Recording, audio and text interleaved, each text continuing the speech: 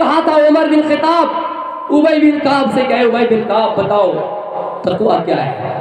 اس نے کہا نہیں معلوم تقویٰ کیا ہے؟ اگر کانٹے دار جھاڑی ہو، جنگل ہو، آپ کے علاقے میں جنگل ہے کہیں؟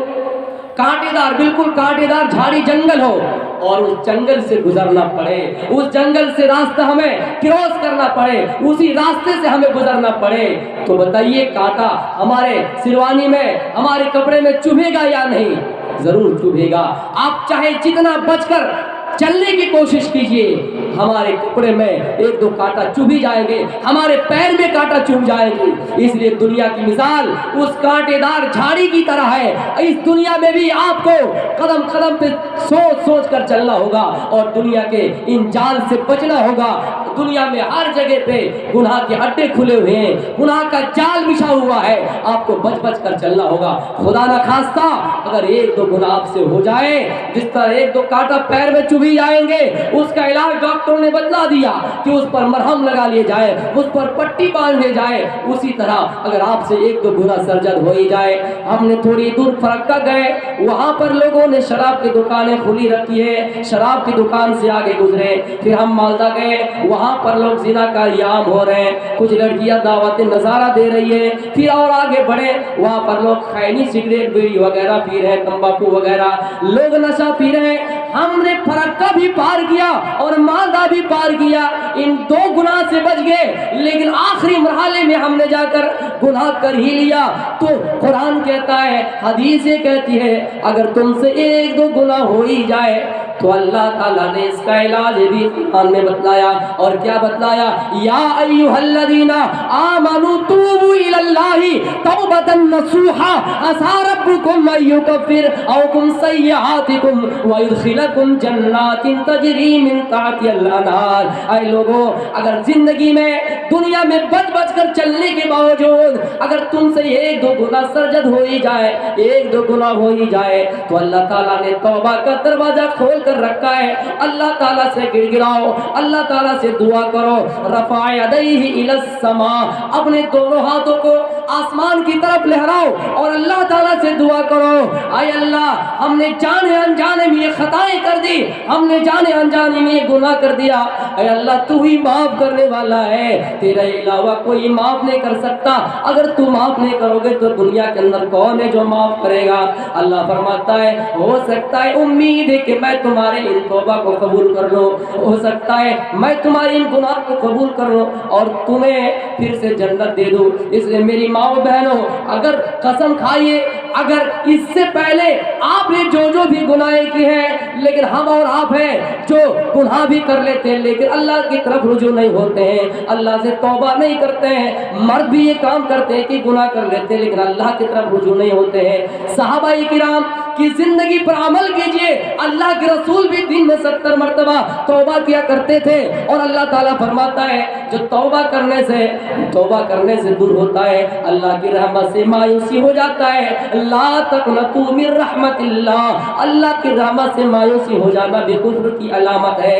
اے لوگوں، ہم نے اگر گناہ کیا ہے اور پھر سے وہ گناہ ہو جائے، ہم نے ہم نے مصمم ارادہ کیا، عزم و مصمم ارادہ کیا، عزم و مصمم کے ارادہ پختہ کیا کہ ہم اس کے بعد کوئی گناہ نہیں کریں گے، باوجود پھر سے اگر وہ گناہ سے سرزد ہو جائے، پھر اللہ کی طرف رجوع کیجیے، اللہ کی طرف لوٹ جائیے، اللہ معاف کرنے والا ہے۔ توبہ کرنے سے آپ بالکل باز نہ آئے، توبہ کرنے سے پیچھے نہ ہٹے، اللہ کے پاس رحمت کی کوئی کمیاں نہیں ہے۔ اللہ فرماتا ہے کوئی انسان اس دنیا کے اندر پیدا ہونے کے بعد 70 سال 80 سال 90 سال اس دنیا میں اپنی زندگی گزارے اور گزارنے کے بعد پوری زندگی میں کبھی اللہ کا نام نہ لیا ہے، پوری زندگی میں کبھی اللہ کو ایک سجدہ بھی نہیں کیا ہے، لیکن ان کی موت، لیکن ان کی وفات حالت ایمان پر ہو رہی ہے اور آخر میں بھی اللہ کو یاد کر رہا ہے۔ اور من قال لا الہ الا اللہ دخل الجنہ،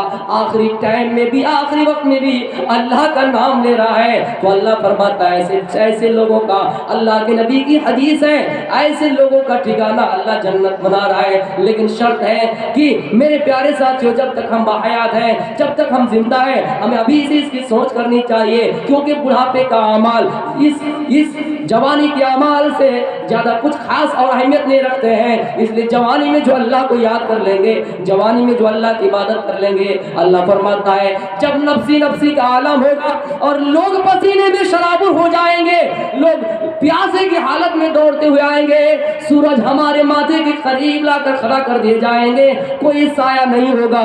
अल्लाह फरमाता है, अल्लाह के नबी की हदीस है, शाकुन नसाफी इबादतिल्लाहि ताला, जो नौजवानी की हालत में चाहे हमारी माँ हो, चाहे हमारी भाई हो, चाहे कोई भी हो, जवानी की हालत में अगर अल्लाह की तरफ रुजू करता है, जवानी की हालत में अल्लाह ताला से अल्लाह की इबादत करता है, अल्लाह की तरफ रुजू होता है, अल्लाह फरमाता है ऐसे लोगों को मैं अर्श के नीचे जगह दूंगा, छाया के नीचे जगह दूंगा। इसलिए जब तक हयात है आप उसी में कोशिश कीजिए कि हम नेक से नेक अमाल करेंगे।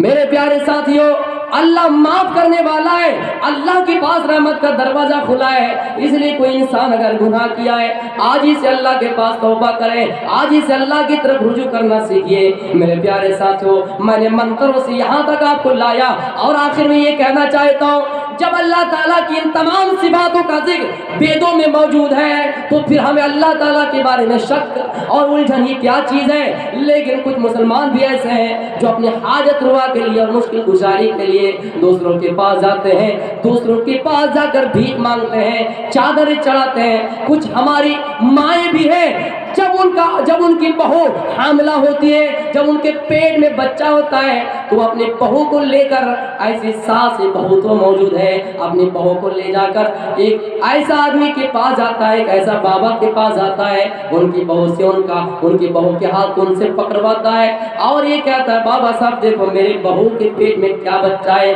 बेटा है या बेटी। नौज़ बिल्लाहि मिन ज़ालिक। कुरान तो कहता है ये शिर्क है और शिर्क करने वालों को अल्लाह कभी माफ नहीं करेगा।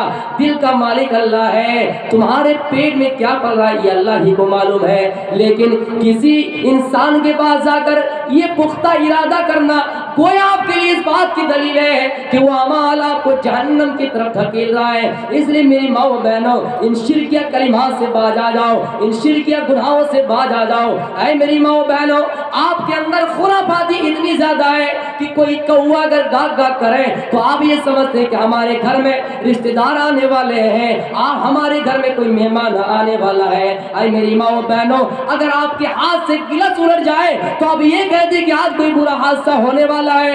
आए बंगाल वासियों और आए मेरे बुजुर्गों, आपके अंदर भी ये खुराफाती चीज मैं देख रहा हूँ और देखा भी। कुछ नौजवानों का अमल और किरदार, जब रास्ते में किसी चीज की सवारी करता है, उस पे बैठ के सफर करता है, आगे से बिल्ली अगर गुजर जाए तो ये कहते कि रास्ते में हादसा होने वाला है। नौज़ बिल्लाहि मिन ज़ालिक। ये शिरकिया अमाल है जो अल्लाह कभी माफ नहीं करेगा।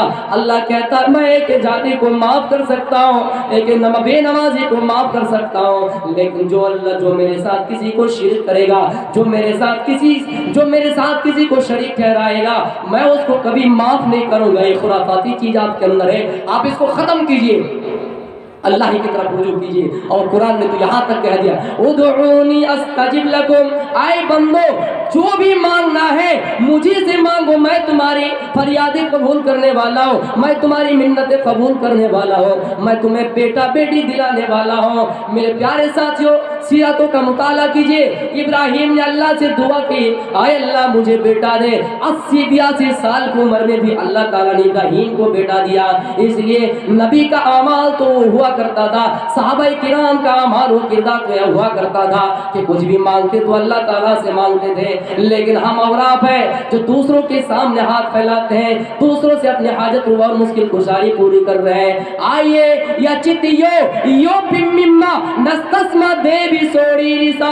ये मंत्र कहता है जो भी मांगना हो अल्लाह से मांगो, अल्लाह तुम्हें देने वाला है, ईश्वर तुम्हें देने वाला है। कोई देवी देवता तुम्हें कुछ भी नहीं दे सकता है, कोई देवी देवता तुम्हें कुछ भी नहीं दे सकता है। इसलिए लिहाजा जिनका अकीदा है कि अल्लाह के अलावा कोई हमारा पीर, अल्लाह के अलावा कोई मुरीद, अल्लाह के अलावा कोई बाबा, अल्लाह के अलावा कोई गोसी, अल्लाह के अलावा ہماری حاجت روا اور مشکل کشائی پوری کرنے والا کوئی ہے وہ سراسر گنہگار ہے۔ اللہ کے نبی کے پاس ایک شخص آتا ہے اور کہتا ہے اللہ کے نبی مجھے فلاں جگہ سے فلاں جگہ جانا ہے، راستہ کافی دور ہے، راستے میں بھیانک ڈر ہے، جنگلی سور، جنگلی شیر کا ڈر ہے، وحشی جانور کا ڈر ہے، اس راستے میں بالکل ہمیں جانور کا خطرہ ہے، آپ ہمیں مختصر نصیحت کر دیجئے۔ آپ نے فرمایا اذا سألت فاسأل اللہ واذا استعنت فاستعن باللہ۔ اے صحابی، اے فلاں نبی آدمی، جو بھی مانگنا وہ اللہ تعالیٰ سے مانگنا، اور جب بھی مدد کی ضرورت پڑ جائے تو اللہ تعالیٰ سے مدد طلب کرنا۔ ہمیں ایک سوئی کی نوک کے برابر بھی کوئی چیز چاہیے، سوئی کی نوک کے برابر بھی کوئی چیز چاہے تو ہم اس کو اللہ کی طرف مانگیں، ہم اس کو اللہ کی طرف لوٹائیں۔ اگر کوئی ہماری مدد کی ضرورت پڑ جائے تو ہم اللہ تعالیٰ سے مدد طلب کریں۔ اس لیے میرے پیارے ساتھیوں، ایسا ہی انجام ہوگا ان لوگوں کا جو اللہ کو چھوڑ کر کہے دیوتاؤں کو کہے بھگوانوں کو مانتے کہے خداؤں کو مانتے ہیں، اللہ کے علاوہ کسی اور کو اس کے کام میں شریک کرتے ہیں، اللہ کے علاوہ دوسروں کو شریک ٹھہراتے ہیں۔ اللہ فرماتا ہے ایسے لوگوں کا ٹھکانہ جہنم ہے۔ میرے پیارے ساتھیوں، آپ کے سامنے قرآن کی دلیل ہے، آپ کے سامنے حدیث کی دلیل ہے، آپ کے سامنے دیگر بہت سارے مذاہب کی دلیلیں ہیں، اس لیے آپ بالکل شک و الجھن میں نہ پڑے اور اعمال ہمارا چاہے جیسا بھی ہو لیکن اللہ تعالیٰ کی ذات پر پورا اعتماد رکھے، اللہ تعالیٰ کی ذات پر پورا بھروسہ رکھے۔ نہیں، اللہ ہی کھلانے والا ہے، اللہ ہی پلانے والا ہے، اللہ ہی انسان کو زندگی عطا کرنے والا ہے، اللہ ہی انسان کو مارنے والا ہے۔ فرعون نے کہا میں انسان کو مار بھی سکتا ہوں، فرعون نے کہا میں انسان کو زندہ بھی کر سکتا ہوں۔ اس مثال کو غور سے سنیے، دو آدمی کو فرعون نے اپنے پاس لایا اور ایک آدمی کو مار دیا، دوسرے آدمی کو زندہ چھوڑ دیا۔ فرعون نے کہا اے قوموں، اے میرے ماننے والوں، میں نے ایک آدمی کو زندہ چھوڑ دیا، یہ بچ کر چلا گیا، اس کو میں نے زندہ کر دیا، اور ایک آدمی کو مار دیا تو یہی ان کو میں موت دے دی، ان کو میں نے موت دے دی۔ تو فرعون نے کہا موت کا مالک میں ہی ہوں اور زندگی دینے والا کا مالک میں ہوں۔ لیکن دنیا کے اندر چاہے کتنی ہی سائنٹسٹ ترقی کریں، دنیا کے اندر جہازوں اور پلیٹوں میں سفر کر کے دو چار گھنٹے کا سفر آسانی سے 1 گھنٹے میں کر لیں، لیکن دنیا کے اندر کوئی ایسی سرجری نہیں، دنیا کے اندر کوئی ایسی مشین نہیں جو کسی انسان کو دوبارہ زندہ کر دے۔ آپ نے دیکھا ہے کہ کوئی مر کر اس کو قبر میں دفن کیا گیا، پھر کوئی آدمی آ کر اس کو زندہ کیا ہے، ایسا ہو ہی نہیں سکتا۔ ایک انسان کی پتلے بنا کر، مورتی بنا کر، ایک انسان کی اسٹیچو بنا کر مشینوں کے ذریعے اس کو دوڑایا جا سکتا ہے، مشینوں کے ذریعے سے اس کو آگے بڑھایا جا سکتا ہے، لیکن دنیا کے اندر کوئی ایسی سرجری نہیں جو اس کے اندر روح ڈال سکے، ایک مرے ہوئے انسان کو دوبارہ وجود میں لا سکے۔ دنیا کے اندر کوئی ایسی ہستی ہی نہیں ہے، اور اسی چیز کو اس صفاتوں سے تعبیر کیا، ایکم ستو وپروہودا بدن وہ ایشور ایسا ہوں گے جس کو لوگ مختلف نام سے پکاریں گے، مختلف ناموں سے پکاریں گے۔ اللہ تعالیٰ کا نام اللہ ہے لیکن صفات ہی نام 99 ہے۔ کوئی خالق سے اللہ کو پکارتا ہے، پکار ہوتا ہے واللہ الذی لا الہ الا هو عالم الغیب والشہادۃ فینبئکم بما کنتم تعملون واللہ الذی لا الہ الا هو الملک القدوس السلام المؤمن المہیمن العزیز الجبار المتکبر سبحان اللہ عما یشرکون۔ کوئی اللہ کو خالق سے پکارے گا، نہیں اللہ کے علاوہ کوئی پیدا کرنے والا نہیں، اللہ انسان کو پیدا کرتا ہے۔ کوئی کہے گا اللہ کے علاوہ کوئی پاک اور صاف نہیں، اللہ تعالیٰ تمام عیوب سے پاک ہے، اللہ تعالیٰ تمام عیوب و نقائص سے پاک ہے۔ ایک انسان چاہے کتنی ہی خوبصورتی ہو، ایک انسان چاہے اللہ نے اس کو کتنا ہی حسین و جمیل صورت دی ہو، لیکن اس کے اندر کچھ نہ کچھ عیب ہے، لیکن اللہ تمام عیوب و نقائص سے پاک ہے، اللہ تعالیٰ میں کوئی عیب نہیں، اللہ پاک ہے۔ اللہ تعالیٰ کی تسبیح بیان کیا کرو اور اللہ ہی کا نام لیا کرو۔ آئے میرے پیارے ساتھیوں، منتر یہ کہتا ہے لوگ اللہ کو مختلف ناموں سے پکاریں گے۔ جب ہماری ماؤں کو ضرورت پڑے، اے اللہ تو ہمیں کھلا، تو ہی ہماری مدد کر، اللہ مدد کے لیے کوئی نہ کوئی راستہ کھول دیں گے۔ جب اللہ کو اسی چیز سے تو تعبیر کیا گیا، ضرورت کے وقت اللہ تعالیٰ ہر چیز ہے۔ میرے پیارے ساتھیوں، اللہ یہ کھلانے والا ہے، اللہ یہ پلانے والا ہے، اللہ یہ سب کچھ کرنے والا ہے۔ کسی عورت کی اگر شوہر اس دنیا میں کتنا ہی اچھا ہو وہ بھی مر جائے اور وہ عورت کی یہ ذمہ داری ہے اللہ تعالیٰ سے دعا کرے اے اللہ اس سے بھی نعم البدل اجر عطا فرما. اللہ ہو سکتا ہے اس شوہر سے بھی زیادہ آپ کو خوش نصیب والے شوہر دیں گے. اس لیے یہ تمام صفاتیں بھید کے اندر اللہ کے بارے میں موجود ہے. آئیے مہی دیوس سے سبھی تو پرشٹھتی مہان امادتو، اس ایشور کی یہ تعریف ہوں گی کہ دنیا کے اندر تمام تعریفیں اسی اللہ کے لیے ہوں گے. میرے پیارے ساتھیوں، ایک انسان چاہے اس کے اندر کتنا بھی ہنر ہو لیکن ایک دو خاصیت اس کے اندر ہو نہیں ہوں گے. ایک انسان تمام صفاتوں سے متصف ہو ہی نہیں سکتے ہیں. اس لیے کہ ہماری ماں اگر کوئی ڈاکٹر ہے تو کوئی بہن درجی، کوئی بہن ٹیلر ہے. ہماری ماں بہن کوئی اگر کچھ ہے تو کوئی کچھ ہے. ایک مسلمان بھائی اگر کوئی انجینئر ہے تو کوئی ڈاکٹر ہے. یعنی ایک انسان کے اندر تمام صفات جمع نہیں ہو سکتے ہیں. لیکن اللہ تعالیٰ ایسی ذات ہے جس کے اندر تمام کی تمام صفاتیں ہیں اور اس لیے تمام کی تمام تعریف اسی اللہ ہی کے لیے ہے. اور یہ سورہ تو سب جانتے ہیں، ترجمہ معلوم نہ ہو کہ الحمدللہ رب العالمین، تمام تعریف اس اللہ کے لیے ہے جس نے تمام جہانوں کو پیدا کیا، جس نے ایک عورت کو بھی پیدا کیا، جس نے ایک مرد کو بھی پیدا کیا. وَمِنْ آیَاتِهِ أَنْ خَلَقَ لَكُم مِّنْ أَنفُسِكُمْ أَزْوَاجًا لِتَسْكُنُوا إِلَيْهَا وَجَعَلَ بَيْنَكُمْ مَوَدَّةً، جس نے ایک عورت کو ایک مرد سے ہی پیدا کیا، ان کی ہی جنسیت سے پیدا کیا، پھر اسی کو جوڑا بنا دیا تاکہ میاں اور بیوی آپس میں سکون حاصل کر سکے. اور اللہ تعالیٰ ان دونوں کے درمیان محبت و الفت قائم کر دیے. یہ اللہ تعالیٰ کی نعمتیں ہیں. اور ایک انسان اس دنیا کے اندر کیسے آتا ہے میرے پیارے ساتھیوں؟ جب میاں بیوی کا آپس میں ملاپ ہوتا ہے، جب میاں بیوی آپس میں ملتے ہیں، سب سے پہلے ایک جمع ہوا خون یخرج من بین الصلب والترائب، جو مرد کی پیٹھ اور عورت کی چھاتی سے ہو کر نکلتا ہے اور مادر رحم میں جاتا ہے. جمع ہوا خون بنتا ہے، گوشت کا لوتھڑا بنتا ہے، ہڈیاں بنتی ہیں. فَكَسَوْنَ الْعِظَامَ لَحْمًا، پھر اس ہڈیوں میں گوشت بنائے جاتے ہیں. اس کے بعد پھر اس دنیا کے اندر وہ جیتا جاگتا انسان بن کر آتا ہے. ایک انسان کی کیا معمولی، ایک انسان کی کیا حیثیت ہے؟ جس انسان کو اس دنیا کے اندر پہلے غسل دوسرے نے دیا، ایک انسان کو چلنا دوسرے نے سکھایا، باپ نے انگلی پکڑ کر چلنا سکھایا، پہلا غسل دوسرے نے دیا. آخری ٹائم میں جب ان کی موت آئے، جب ان کا انتقال ہوا، جب انہیں غسل جنازہ دیا گیا تو پھر دوسرے نے دیا. اس لیے میرے پیارے ساتھیوں، اس دنیا میں کسی انسان کی کوئی اہمیت نہیں ہے. اس دنیا میں کسی انسان کی کوئی اہمیت نہیں. کہنے کا مقصد یہ ہے کہ کوئی انسان یہ سمجھتا ہے کہ ہمارے پاس لاکھوں روپے ہیں، ہمارے پاس زمین و جائیداد ہے، ہمارے پاس بہت ساری چیزیں ہیں، بھلا ہم اپنے گھر میں یتیموں کو کیوں جگہ دیں گے؟ ہم اپنے گھر میں یتیم اور غریبوں اور فقیر و مساکین کو کیوں جگہ دیں گے؟ وہ تکبر میں آ جاتا ہے، وہ گھمنڈ میں آ جاتا ہے.